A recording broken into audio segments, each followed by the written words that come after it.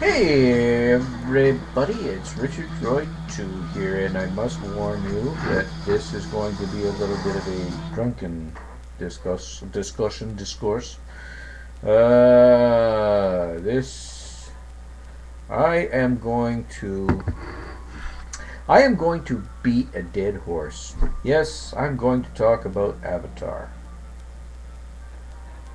Part 2.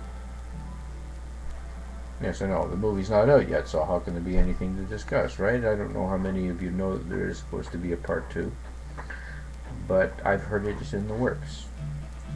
I've also heard that it's going to be taking place on another planet.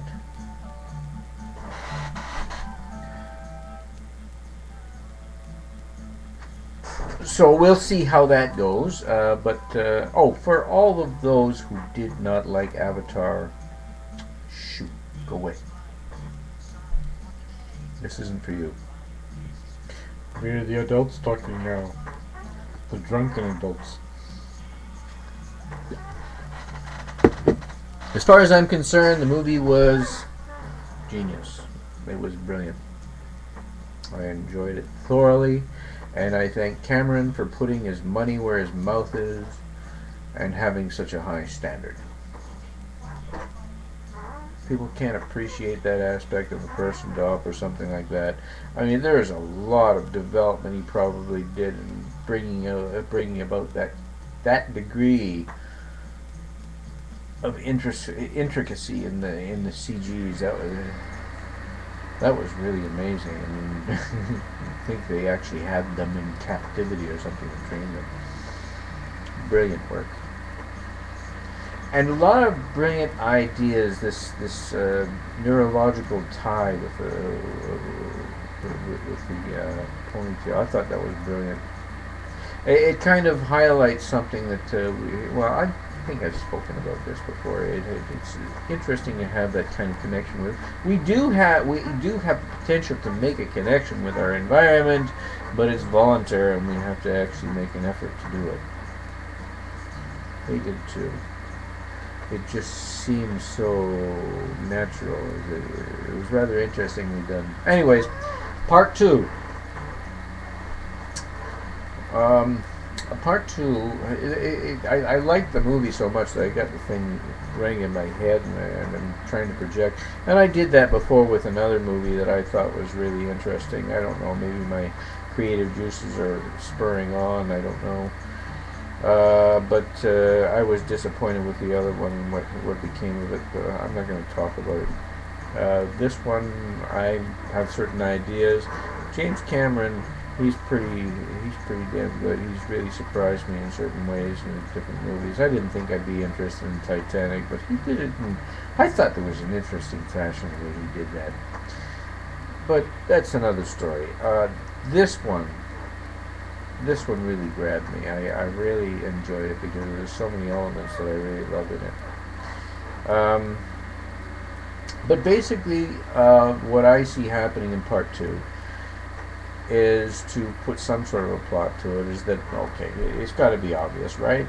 Parker, the executive fellow, he's going to go back to Earth, which is going to take 6 years, and he's going to try and find somebody to talk to find out some information to see what he can do in order to try to get his unobtainium.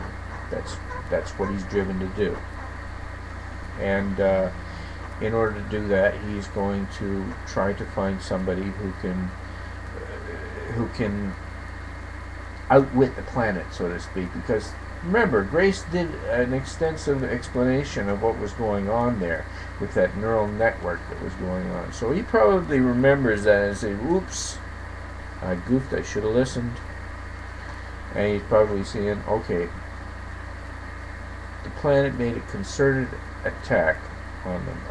Well, actually, they made a concerted defense of the planet, of itself. The planet defended itself, and he's going to want to find a way to try to overcome that in order to get his unobtainium.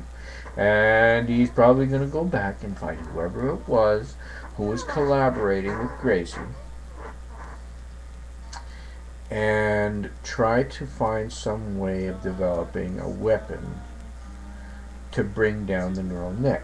whether it be biological in terms of bacteria or viruses to try to deteriorate the network so that it can't function and it can't defend itself.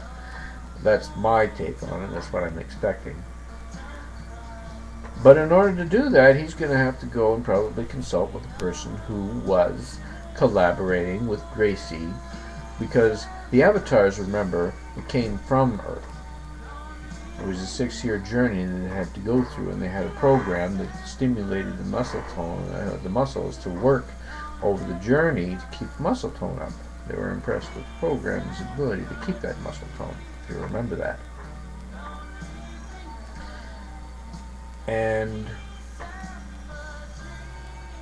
this fellow, again, the romantic side of me is probably working in this one, and probably in love with Gracie, but is angry with her for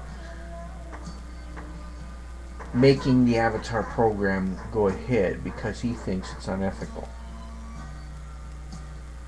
And the reason he thinks it's unethical is that the avatars are fully functional, complete individual beings. That means they've got consciousness. In order for them to be useful in the Avatar program, they have to suppress the consciousness. And that, to him and to me, would be unethical. But Grace didn't see that. And you saw her. She was a bit of a bitch, wasn't she?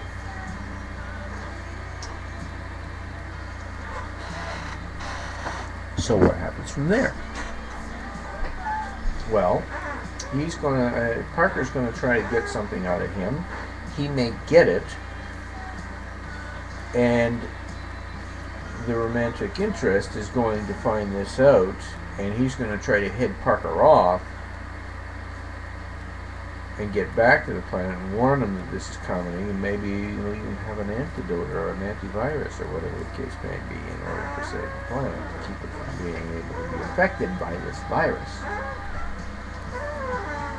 And when he gets back, he's going to find out that a lot of his life is dead, and all that remains is the Avatar, whose consciousness is probably emergent. Well, over the course of 6 years, it's probably emergent. The equipment has been shut down. Anything that might have been suppressing the consciousness before.